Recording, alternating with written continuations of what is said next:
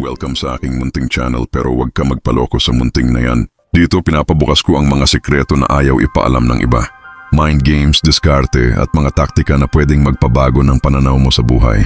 Ako ang tropa mo na walang sinasanto pagdating sa katotohanan. Kaya kung handa ka na, ilock ang pinto, ilagay ang earphones at sumama ka sa laro ko. Let's begin! Bakit nga ba hindi gusto ng mga babae ang nice guy? Siya na nga yung mabait. Nagbibigay, laging nandyan. Pero bakit mas pinipili ng babae yung lalaking parang walang pakialam? May mali ba sa pagiging mabait? Sa videong ito, pag-uusapan natin hindi lang ang sagot sa tanong na yan, kundi ang buong psychology ng attraction, ang mga pagkakamali ng nice guys, at kung paano mo mababago ang sarili mo para ikaw ang piliin. Hindi lang dahil mabait ka, kundi dahil ikaw ang lalaking may halaga. The nice guy illusion. Kwento ng isang lalaking si Mark. Mabait, supportive, laging nandyan para sa babae, pero sa huli sinabihan ng, mabait ka? Pero parang kuya lang kita eh. Ang problema ng nice guy ay hindi dahil mabait siya. Ang problema, ginagamit niya ang kabaitan bilang strategy para makuha ang babae. Hindi totoo.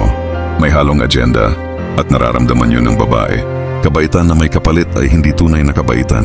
Ang tunay na attraction, bakit mas gusto ng babae ang confident, misteryoso at may sariling mundo? Ang babae ay na-attract sa isang lalaki na may sariling identity, yung hindi sunod-sunuran, may boundaries, may sariling paninindigan. Nice guys usually say yes all the time. Have no opinion. Avoid conflict para lang hindi sila mainis ng babae. Pero ang totoo, women test men. At kapag wala kang paninindigan, bumababa ang respeto niya sa'yo. Emotional challenge equal to excitement. Kwento ng babae na iniiwan ang lalaking laging available para sa lalaking unpredictable. Bakit? Because the brain craves emotional uncertainty. Yung hindi mo alam kung anong susunod na nakaka-excite. Nice guys are predictable, boring, no challenge. Halimbawa, may isang lalaki na minsan sweet, minsan busy sa sariling mission. Mas nararamdaman ng babae na kailangan niyang mag-effort para makuha ang atensyon nito. Dun siya mas nahuhulog. Nice guy, or weak boundaries. Kapag wala kang sariling diskarte at palaging ikaw na bahala, it shows na hindi ka leader sa buhay mo. At karamihan sa babae, instinctively, gusto ng lalaking kayang mamuno, may direksyon, at hindi dependent sa validation niya. Signs na nice guy ka. Lagi kang nag-a-adjust kahit labag sa gusto mo. Hindi ka nag-e-express ng totoong nararamdaman mo. Pinapatawad mo agad kahit obvious na nilalaro ka na. Learn to say no. Create standards. Ipakita na hindi ka takot mawala siya kung hindi na siya aligned sa standards mo. From nice to noble. Hindi mo kailangang maging masama. Ang kailangan mo maging strong, centered, at may dignidad. Maging good man, hindi nice guy. A good man. Mabait pero may limit. May empathy pero may paninindigan. Hindi nagpapakaalipin para lang mapansin. Kwento ni Adrian. Dating nice guy pero natutong unahin ang sarili. Nag-focus sa fitness, career at social skills. Ngayon hindi na siya naghahabol. Siya na ang pinipili. Scarcity creates value. Kapag ikaw ay laging available, wala kang value. Kung libre kang makuha, hindi ka kayang irespeto. Mag-focus ka sa sarili mong mission. Gawing priority ang purpose mo, hindi ang babae. Pag nakita ng babae na may ginagawa kang mas malaki kaysa sa kanya, doon siya mas naiengganyo. Gusto niyang maging parte ng mundo mo. Magbago ng identity. Itigil ang pagiging people pleaser.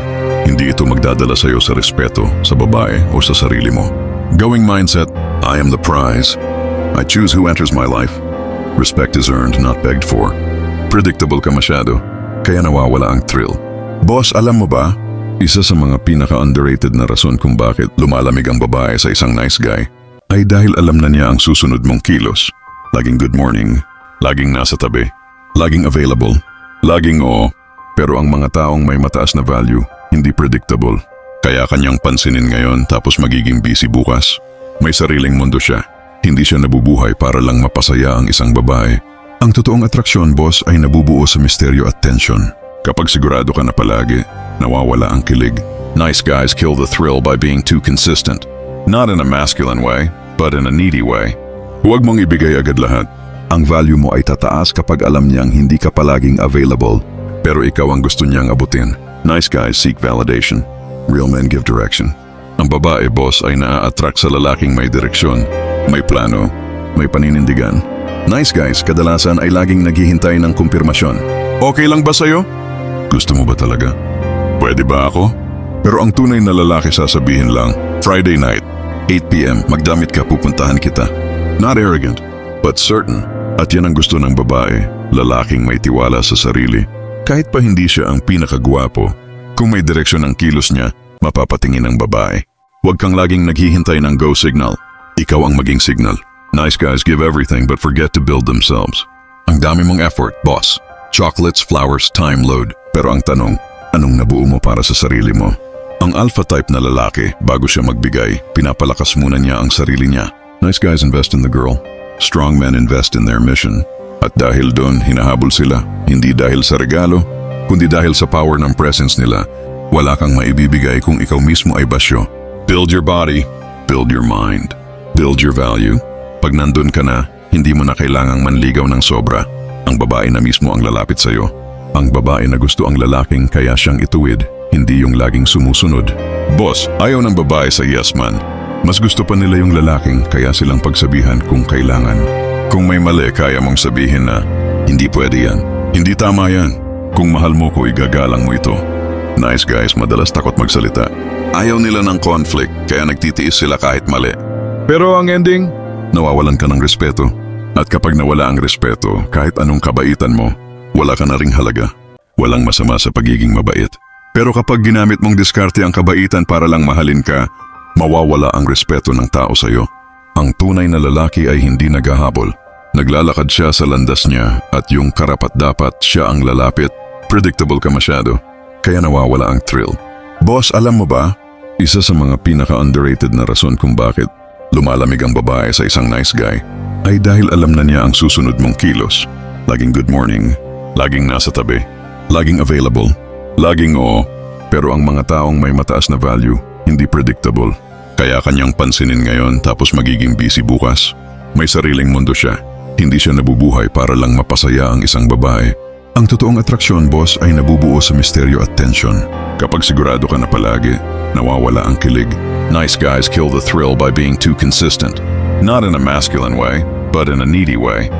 Gusto ng babae ang lalaking may puso, pero matibay. Gusto nila ng kindness, pero may backbone. Gusto nila ng gentle touch, pero may command. Kung gusto mong mahalin ka ng tama, maging lalaking may halaga. Hindi lalaking nakadepende sa pakiusap, kundi lalaking may paninindigan, panuntunan, at sariling landas.